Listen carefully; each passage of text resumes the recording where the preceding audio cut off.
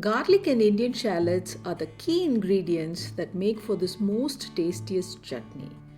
Belonging to the allium family of veggies, this chutney packs a punch and is also good for you. The key to this chutney is to roast everything till it's golden.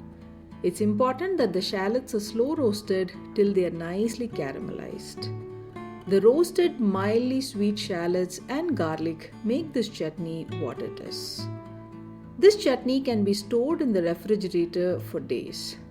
Not just for idli and dosai, you can use this as a spread for your sandwiches and wraps. If you're hard pressed for time, you can use regular onions in place of shallots, and that comes out delicious too. But the taste of shallots is what makes this chutney really special. Here is a tip for peeling shallots.